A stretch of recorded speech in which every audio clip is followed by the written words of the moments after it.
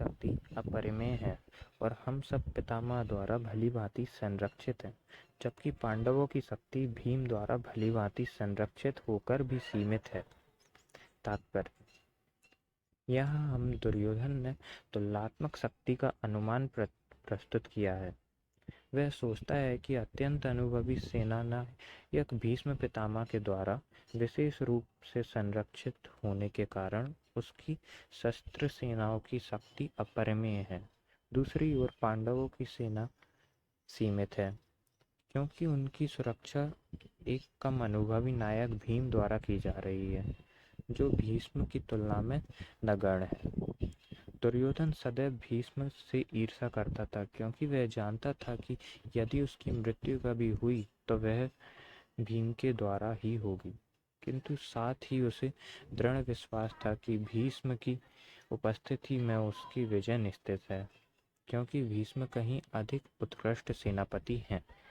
वह युद्ध में विजयी होगा, यह उसका दृढ़ निश्चय था।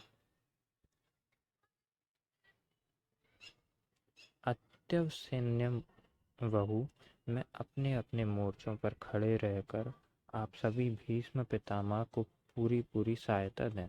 तात्पर्य: भीष्म पितामह के शौर्य की प्रशंसा करने के बाद दुर्योधन ने सोचा कि कहीं अन्य योद्धा यह न समझ लें कि उन्हें कम महत्व दिया जा रहा है।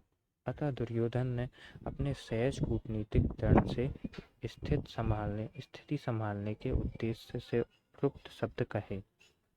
उसने बलपूर्वक कहा कि भीष्मदेव निसंदेह महानतम योद्धा हैं, किंतु अब वे वृद्ध हो चुके हैं।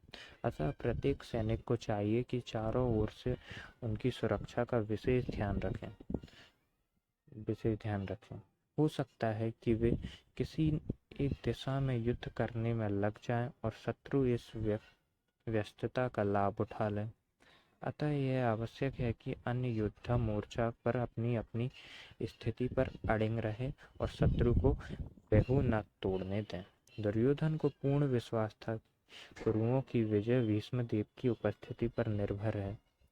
उसे युद्ध में भीष्मदेव तथा द्रोणाचार्य के पूर्ण सहयोग की आशा थी, क्योंकि वह अच्छी तरह जानता था कि इन दोनों ने उस समय एक शब्द भी नहीं कहा था जब अर्जुन की द्रौपदी को असह व्यवस्था में भरी सभा में नग्न किया जा रहा था, और जब उसने